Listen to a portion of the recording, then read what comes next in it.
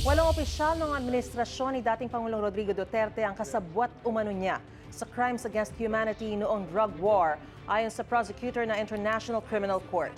Sila ay sina dating Special Assistant to the President at ngayoy Senador Bongo, dating PNP Chief at ngayoy Senador Bato de la Rosa, dating PNP Chiefs Oscar Albayalde at Camilo Cascolan na yumao noong 2023. Dating CIDG Deputy Director Vicente Danao, dating NBI Director Dante Gueran, dating PDEA Chief Isidro La Peña at dating Justice Secretary Vitaliano Aguirre II na itinangging may kinalaman siya sa extrajudicial killings. Nauna na ring itinanggi ni Go ang paratang.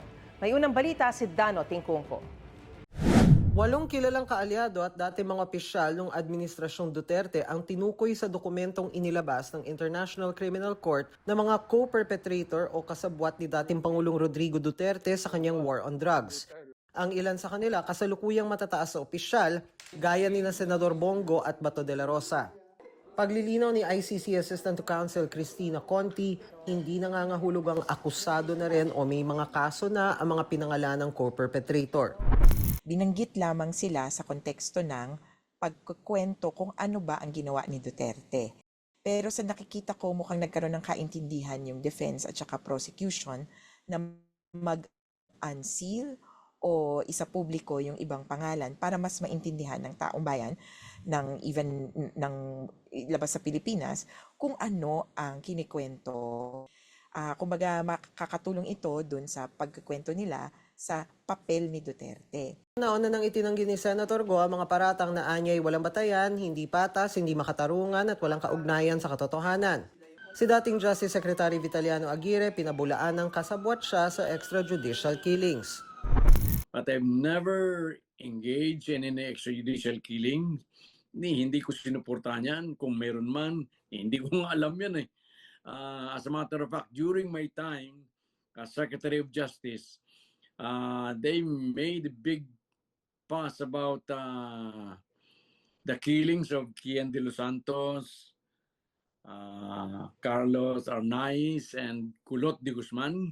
I was instrumental in bringing all the parents and relatives of these three to Malacanang, Bahay Pangarap. And because of this, they were able to meet with the president. And after that meeting, charges were filed against these policemen and trials were conducted and they were all convicted. Patutsyada pa ni Aguirre, dinawit lang anya ng ICC Office of the Prosecutor ang pangalan niya para bigyang kredibilidad ang sinasabi nitong common plan para i-neutralize ang mga kriminal na sangkot sa illegal na droga sa pamamagitan ng pagpatay.